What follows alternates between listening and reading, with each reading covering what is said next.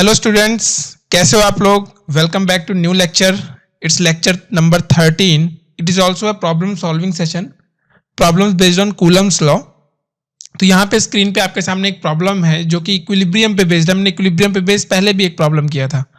Okay, question क्या है। Question में यहाँ पे देख सकते हैं आप, दो चार्ज है हमारे पास। एक हमारे पास रेड वाला चार्ज है, ठीक है, एक हमारे पास रेड चार्ज है यहाँ पे, और दूसरा हमारे पास येलो चार्ज है। ये यहाँ पे फिक्स है, ये फिक्स्ड चार्ज है। ये येलो वाला जो चार्ज है, this is a fixed charge and this red charge is moving. Okay, कह रहा है क्वेश्चन में है कि ये इसकी वजह से, क्योंकि ये दोनों पॉजिटिव चार्ज है, दोनों की वैल्यूज मैं अभी लिख दूंगा स्क्रीन पे। वैल्यू में लिख देता हूं, चलिए यहाँ पे स्क्रीन पे वैल्यू लिख देता हूं मैं। वैल्यू जो है दोनों के लिए सेम वैल्यू है, ठीक है ना, मतलब दोनों के लिए सेम वैल्यू है। तो मैं वो चार्ज की जो सेम वैल्यू है वो वैल्यू मैं यहां लिख देता हूं। वो वैल्यू आपको गिवन है 5 इंटू 10⁻⁻7 कूलम। और दोनों चार्जेस का मास भी सेम है। और वो मास है कितना, वो मास दोनों चार्जेस का नहीं, ये वाला येलो वाला चार्ज तो फिक्स है, रेड वाले चार्ज का जो मास है वो आपको गिवन है 100 ग्राम, ठीक है ना। 100 ग्राम का चार्ज है ये रेड वाला। अब चूंकि दोनों ही पॉजिटिव चार्जेस है, दोनों की वैल्यू सेम है, तो आप देख सकते हैं कि ये जो येलो वाला चार्ज है ये इसको रिपल कर देगा। येलो वाला जो चार्ज है वो क्या करेगा, वो इस वाले चार्ज को रिपल करेगा। किस तरफ रिपल करेगा, अपनी ही लाइन ज्वाइनिंग पे। हमने यही पढ़ा था ना, ये अपनी ही लाइन ज्वाइनिंग पे इसको इस तरह से रिपल कर देगा। क्लियर है ना। और ये कौन सा फोर्स होगा, ये होगा इलेक्ट्रोस्टैटिक फोर्स, ठीक है ना। रिपल्शन का है लेकिन है तो इलेक्ट्रोस्टैटिक। और इसका mg, इसका खुद का mg देखो कहां आएगा, इसका mg आएगा डाउनवर्ड, इसका mg आएगा डाउनवर्ड। क्लियर। और एक फोर्स और आएगा, क्योंकि ये जो रेड वाला चार्ज है वो एक L यानी 30 सेंटीमीटर की थ्रेड से कनेक्टेड है, ठीक है ना। 30 सेंटीमीटर की थ्रेड से कनेक्टेड है। तो आप देख सकते हैं यहाँ पे, ये जो यहां लिख देते हैं हम लोग, यहां ड्रॉ कर लेते हैं। देखिए ये टेंशन है इसके अंदर, ये इसके अंदर टेंशन ड्रॉ कर रहा हूं मैं। This line is tension. Clear है ना। क्या टेंशन है, ये थ्रेड की टेंशन है, ठीक है ना। ये अच्छा दिख नहीं रहा, थोड़ा कलर चेंज कर लेते हैं हम लोग। ये जो चीज है ये है टेंशन। क्लियर है ना, थ्रेड में जो टेंशन है। तो यहां पे ये सारे फोर्सेस आपको नजर आ रहे हैं और ये इक्विलिब्रियम में है। बोल रहा है कि इक्विलिब्रियम में रहने के लिए, इक्विलिब्रियम में रहने के लिए ये एंगल थीटा ये कितना होना चाहिए, ठीक है ना। कंडीशन ये है कि एंगल थीटा कितना होना चाहिए। तो आप देख सकते हैं यहां पे ये इलेक्ट्रोस्टैटिक फोर्स इसको इस तरफ रोक के रखे हुए, mg इसको नीचे लाने की कोशिश कर रही है। मतलब ये सब एक दूसरे को बैलेंस करके ही इसको रोक के रखेंगे, यहां पे स्टेबल रखेंगे रेड वाले चार्ज को, ठीक है। तो फाइन, हम लोग सॉल्व करना शुरू करते हैं, ठीक है।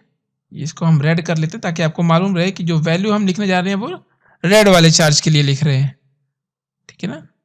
यहां पे रेड वाले चार्ज के लिए, ओके।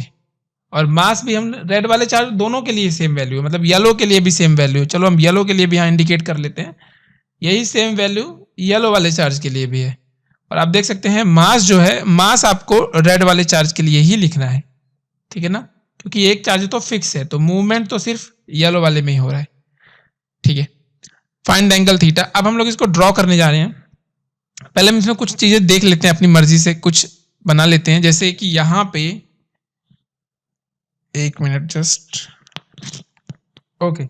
आप यहां पे देख सकते हैं मैं यहां से एक लाइन खींचूंगा इस पे, इस तरह से, जो कि इस पे परपेंडिकुलर होगी, ठीक है ना। ये परपेंडिकुलर दिख रही है, ये परपेंडिकुलर है, ठीक है। क्योंकि अभी इसको हमें क्या करना है, हमें इसको सॉल्व करना है, तो हमें वैल्यू चाहिए।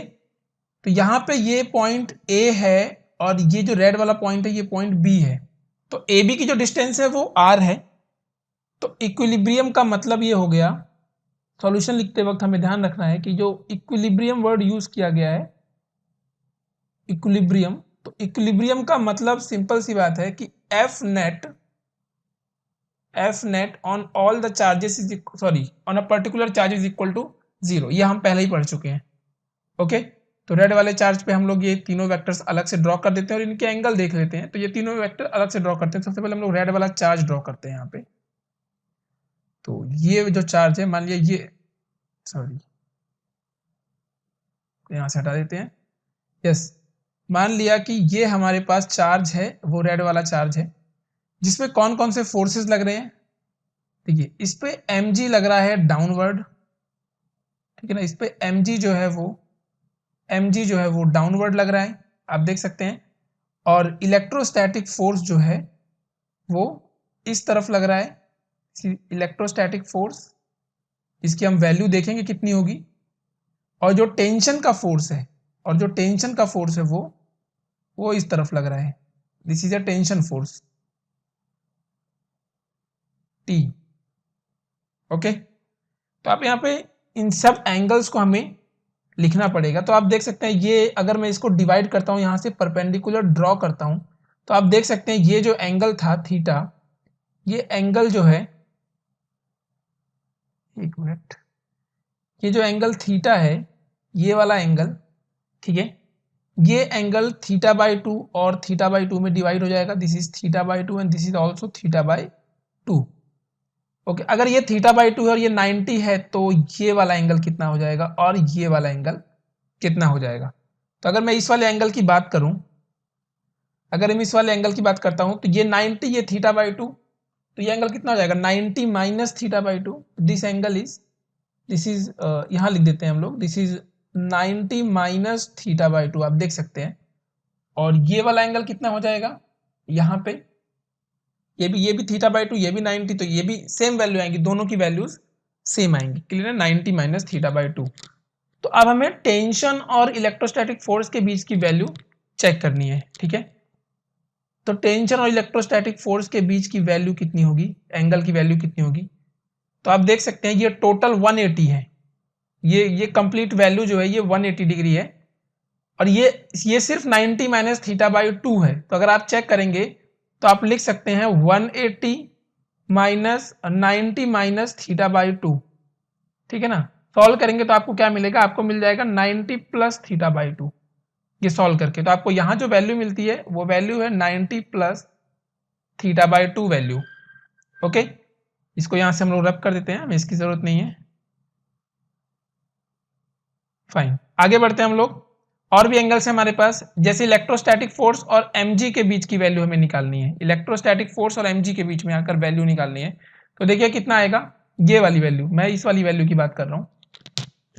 तो आप देख सकते हैं कि ये जो एंगल है ये 90 माइनस थीटा बाय 2 है, ठीक है।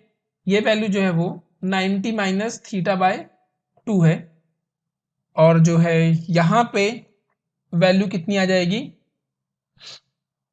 और हमें ये वैल्यू भी निकालनी होगी, ठीक है ना, ये वाली वैल्यू। तो पहले टेंशन और mg के बीच की वैल्यू निकालते हैं, बाद में ये अपने आप ही आ जाएगा। देखिए टेंशन और mg के बीच की value, this is 90 minus theta by 2, सिर्फ बचती है तो ये वाली वैल्यू, ठीक है ना, सिर्फ बचती है अगर, तो ये वाली वैल्यू बचती है। तो ये वैल्यू कितनी हो जाएगी, ये वाली वैल्यू, ठीक है। देखिए ये हो जाएगा हमारे पास 180 माइनस थीटा, थोड़ा क्लियर लिखते हैं, this value is 180 minus theta, ये 180 माइनस थीटा एंगल आता है। ओके, तो अगर हम ये वाली वैल्यू नहीं भी लिखते हैं तो भी हमारा काम चले, हमको थीटा ही तो निकालना है, हमारे पास दो क्वांटिटीज ऑलरेडी यहाँ पे गिवन है। ओके, तो ठीक है, हम लोग इसे सॉल्व करना स्टार्ट करते हैं। ये चीज यहाँ से हटा देते हैं, थोड़ा गैप की हमें जरूरत है यहाँ पे, और ये चीज आप पॉज करके पहले नोट कर लेना। तो देखिए यहाँ पे कितना आएगा आंसर हमारा। हमने एक इक्वेशन पढ़ी है, जैसे मान लेते हैं कि हमारे पास कुछ इस तरीके की कंडीशन गिवन है, ये है कोई, समझो ए है और इसके सामने का एंगल है थीटा ए, ऐसे ये बी है और इसके सामने का एंगल है थीटा बी। तो हम लिख सकते हैं ना A by sine theta A is equal to, ये थ्योरम होती है, लामीज थ्योरम बोलते हैं इसे शायद, थीटा बी, ठीक है ना, इस तरह से हम इसको लिख सकते हैं। तो ये वाला जो लॉजिक है ये हम यहाँ पे यूज करने वाले हैं, ठीक है। तो देखिए क्या आएगा अगर हम इस लॉजिक को यूज करते हैं। तो ये सारे बच्चों की समझ में आया कि 180 माइनस थीटा, ये वाली वैल्यू 180 माइनस थीटा यहाँ पे किस तरह से आ रही है, हमने ये वैल्यू यहाँ से लेके यहाँ के बीच में निकाली है 180 माइनस थीटा, क्योंकि आप देख सकते हैं ये टोटल वैल्यू कितनी थी, थीटा थी, ठीक है ना। ये वैल्यू किसके किसके बीच में थी, ये वैल्यू थी हमारे वर्टिकल, देखिए ध्यान से, वर्टिकल और इस लाइन के बीच में, ठीक है ना, वर्टिकल और इस लाइन के बीच में। इसका मतलब ये है, हो गया कि अगर ये वैल्यू थीटा थी, ध्यान से देखना, ये वैल्यू थीटा थी, तो अगर मैं इस लाइन को आगे बढ़ाऊं तो ये वैल्यू भी थीटा होगी, सही बात है ना, ये वाली वैल्यू भी थीटा होगी, जाहिर सी बात है, वर्टिकल और इसके बीच की वैल्यू थीटा होगी, ठीक है। तो इस वजह से हम इसको लिख सकते हैं, ये टोटल 180 है, तो अगर मैं इसको इसको यहाँ से थीटा हटा देता हूँ तो ये 180 है टोटल, ये टोटल 180 है, उसमें से मैंने ये वाला थीटा हटा दिया, ये वाला थीटा हटा दिया, तो मुझे क्या मिला, 180 माइनस थीटा। बस सिंपल सी बात है, उसमें हमें इतना ज़्यादा नहीं सोचना है, ठीक है। इसको यहाँ से हटा देते हैं, थोड़ा इसकी ज़रूरत नहीं है हमको। चलिए बढ़िया, ओके।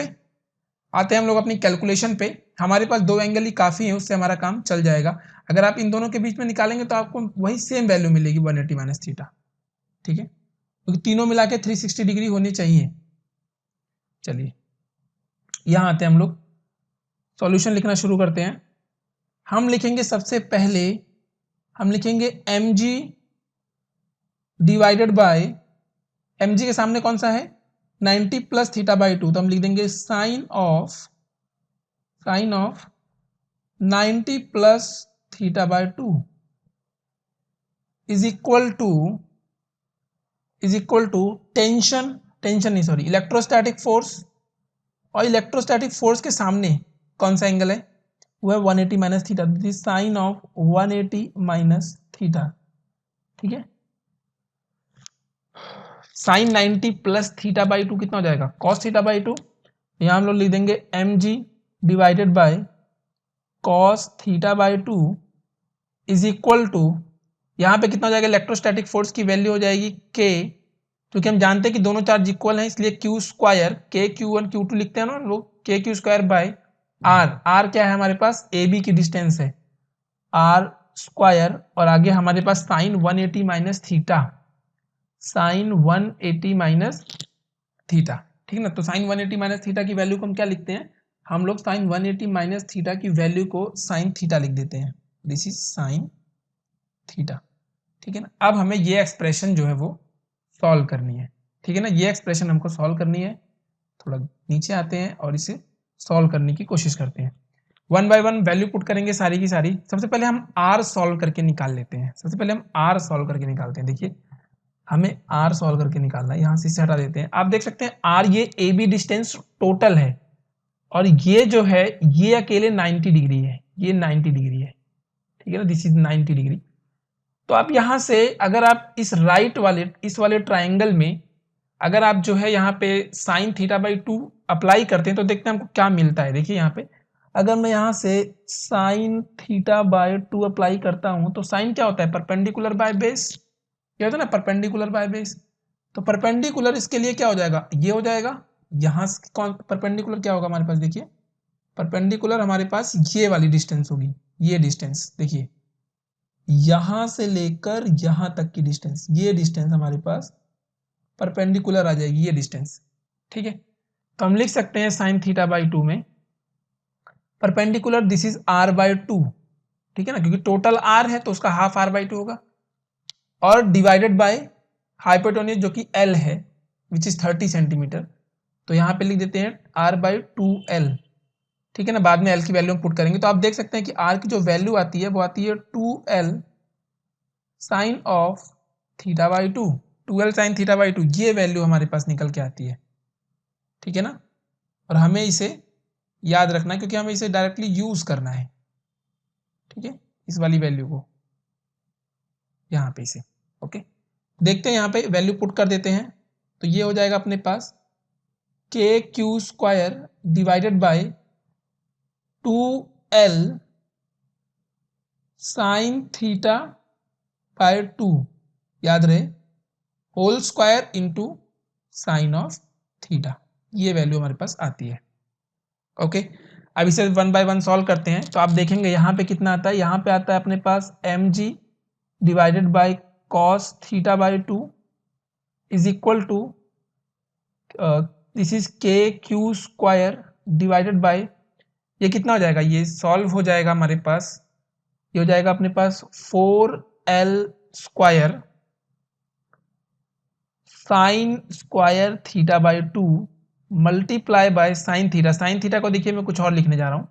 साइन थीटा को हम लिख सकते हैं 2 sign theta by 2 into cos theta by 2। हम इसको इस तरह से लिख सकते हैं। ओके, इस के क्यू स्क्वायर को थोड़ा बीच में लिख देते हैं, ये अलग ही साइड में पड़ा हुआ है, इसको हम लोग थोड़ा यहाँ लिख देते हैं सेंटर में। देखिए this is K q square. Okay, आगे बढ़ते हैं, इसे सॉल्व करते हैं। तो क्या आएगा देखिए यहाँ पे आप देख सकते हैं cos थीटा बाई 2 से ये वाला cos थीटा बाई 2 कैंसिल हो रहा है, ठीक है ना। यहाँ पे सिर्फ mg बच रहा है और यहाँ पे क्या बच रहा है साइन क्यूब थीटा। तो मैं ये साइन क्यूब थीटा, देखिए साइन स्क्वायर थीटा यहाँ पे है और साइन थीटा बाई 2 यहाँ पे है, तो ये कितना हो जाएगा साइन क्यूब थीटा।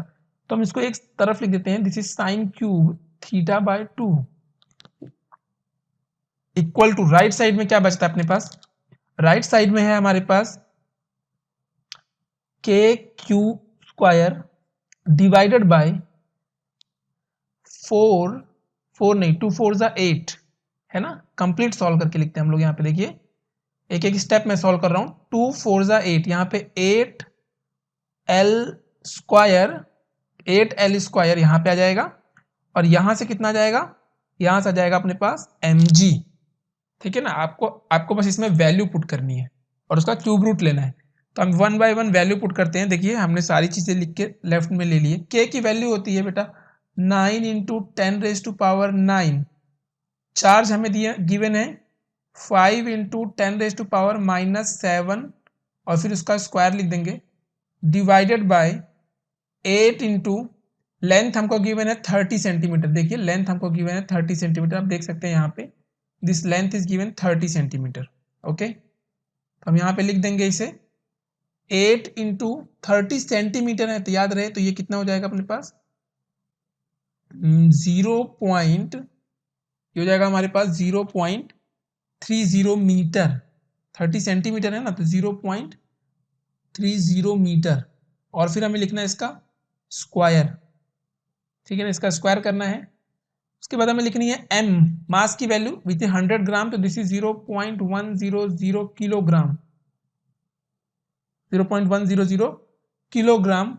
और g की वैल्यू को आप 10 लिख लिए, 9.8 आपकी मर्जी, मैं 9.8 एग्जैक्ट वैल्यू ले लेता हूँ यहाँ पे, ठीक है, एग्जैक्ट वैल्यू मैं यहाँ पे ले लेता हूँ। चलिए नेक्स्ट स्टेप में इसे सॉल्व करते हैं, थोड़ा आगे बढ़ते हैं हम लोग इसमें। यहाँ पे है sine cube theta by 2 is equal to, ये सब अगर आप सॉल्व करते हैं, जैसे मैं इसे सॉल्व कर लेता हूँ कैलकुलेटर में, तो आप देखेंगे ऊपर का नंबर कितना आएगा, ऊपर जाएगा 125, ऊपर का जो नंबर आएगा सॉरी 225, ऊपर का नंबर आ जाएगा 225 इंटू 10 रेज टू पावर -5, ठीक है ना। और जो नीचे का नंबर है वो कितना आ जाएगा, देखिए ये नंबर सॉल्व कर लेते हैं हम लोग। नीचे जो नंबर है इट इज 8 मल्टीप्लाई 0.30 स्क्वायर,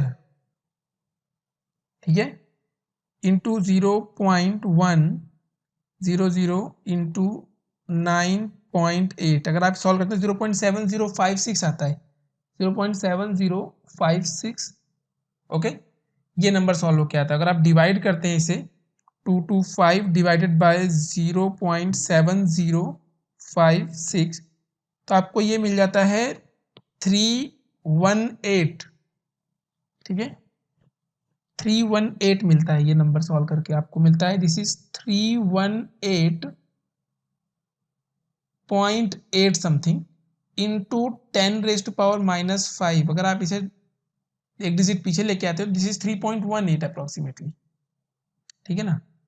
तो कितना जाएगा ये, दिस इज 3.18। अगर आप ये कंप्लीट डिजिट सॉल्व कर लोगे तो ये बन जाएगा 0.00318, ये आ जाएगा सॉल्व करके, अगर मैं पावर को रिजॉल्व कर लेता हूं। अब मुझे इसका क्यूब रूट लेना है, क्यूब रूट लेना है तो साइन थीटा बाई 2 कितना आएगा, देखिए यहाँ पे sine of theta by 2 is equal to cube root of, किसका क्यूब रूट लेना है हमको, हमें लेना है 0.00318 का। तो ये मैंने कैलकुलेटर से सॉल्व किया इसका क्यूब रेट, तो इसकी वैल्यू आ रही है क्यूब रूट सॉल्व करके 0.14706, 0.14706 706 ये आंसर आता है इसका, पर ये आंसर नहीं है। अभी हमें इसका इन्वर्स भी लेना है, ठीक है ना। अभी हमें इसका इन्वर्स यानी θ/2 कितना हो जाएगा, वो हो जाएगा अपने पास साइन इनवर्स ऑफ 0.14706। ओके, अगर आप इसका इन्वर्स लेते हैं तो इन्वर्स लेने के बाद ये वैल्यू जो है आपको 8.45 मिलती है, मतलब ये वैल्यू आपको 8.45 मिलती है। तो थीटा कितना हो जाएगा, मल्टीप्लाई कर दो इसमें, ठीक है ना। थीटा कितना हो जाएगा, थीटा हो जाएगा 2 इंटू 8.45। ओके, तो ये हो जाएगा अपने पास 16 अप्रोक्सीमेटली 16.9 डिग्री। ये हमारा फाइनल आंसर है, आप देख सकते हैं यहाँ पे, ये जो है ये हमारा फाइनल आंसर है। ओके,